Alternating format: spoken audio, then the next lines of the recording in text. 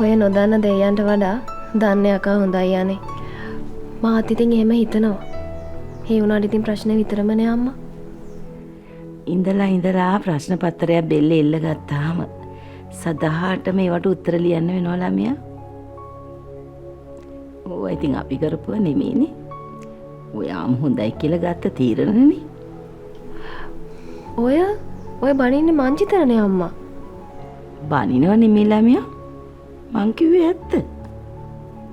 කොහෙද මං අර සර් කෙනෙක්ගේ පුතෙක් ඔය යෝජනා කරා. ඒකට කැමති වුණා නම් මේ කිසි ප්‍රශ්නයක් නැහැ.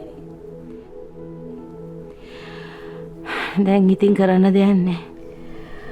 ඔය නොදන්න දෙයයන්ට වඩා දන්න යකා හොඳයි යන්නේ. ඔය යෝජනා වලින් එන අය මොන වැඩ කරලා අන්තිමට සාන්තුරයාගේ ඉන්නවද කියලා කවුද දන්නේ?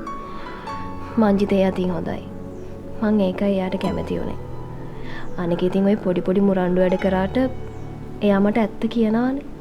බොරු කියන්නේ නැහනේ. අන්න ඒකට තමයි මං කැමති උනේ. දැන් පරස්තාව හරිනේ. අර රස්සාව ගැන මොකද කියන්නේ?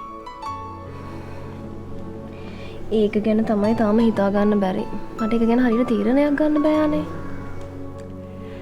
අප්පච්චි නම් ඊට යකමැත්තක් නැහැ. පොන්සේක මහත්තයා ළඟම නිසා. ඒ වුණාට ඉතින් මම එපැයි වැඩ කරන්න. ඇයි? පොන්සේක මහත්තයා ළඟ වැඩ කරන්න අමාරු නෑනේ.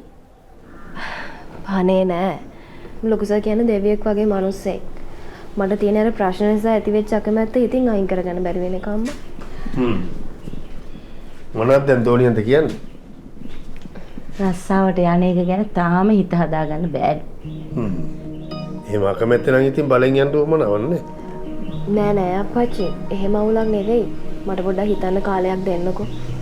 මොකද මගදී වෙනස් වෙන උත්තරයක් වෙන්නත් බෑනේ. හොඳයි. කල්පනා කරලා බල කියන්නකෝ.